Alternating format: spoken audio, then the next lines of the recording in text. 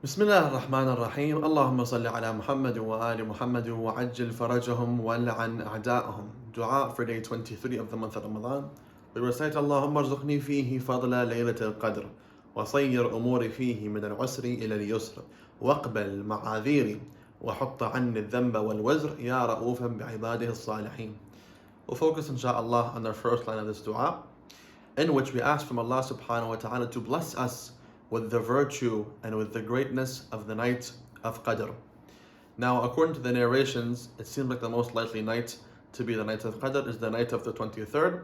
And so we're asking from Allah subhanahu wa ta'ala to bless us with the greatness and virtue of that night on the day of, meaning the day of the 23rd of the month of Ramadan. Now, the reality is that Allah subhanahu wa ta'ala has prescribed for us certain days, certain nights, certain times throughout the year, throughout the week, certain places in which there are more blessings from Him Azza wa Jal. For example, throughout the week, the greatest night, throughout an ordinary week, the greatest night of the week is the night of Friday, meaning Thursday night. And the greatest day, of course, is the day of Friday, which is Al-Jumu'ah. That's throughout the week. For example, times, some of the best times are throughout every single day, which is the time between the Fajr Adhan and sunrise. Such a blessed time in which Allah subhanahu wa ta'ala sends down special sustenance and rizq to His servants, especially those who are worshipping Him in this time. As well as it's a time for example, it's not recommended to sleep during that time because of the immense blessings from Allah subhanahu wa ta'ala. That is for every day. One of them is the night of Qadr, meaning throughout the whole year, perhaps the greatest night is the night of Qadr. That's as far as nights. And so we're asking from Allah subhanahu wa ta'ala to bless us with the benefits of this night. Of course, every single one of us lives through the night of Qadr.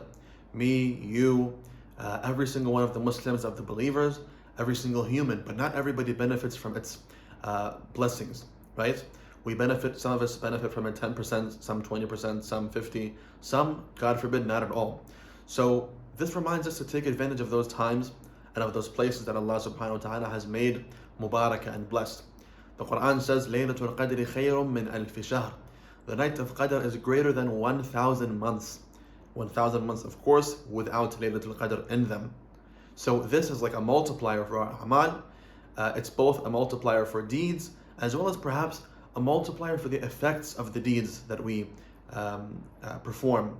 So for example, whereas reciting Quran, or for example, praying a certain prayer another night wouldn't affect me so much and affect my soul and my closeness to Allah subhanahu wa ta'ala, on the night of Qadr, it will affect it much more. So there are those certain times and certain places. For example, as far as the places, one of them is in a narration of Imam الهادي عليه السلام, in which he says, إن لله تعالى بقاعا يحب أن يدعى فيها فيستجيب لمن دعاه. Certainly there are lands Allah subhanahu wa ta'ala loves to be called from, meaning by His servants, and He answers the dua of whomever calls upon Him there. والحير أو الحائر منها.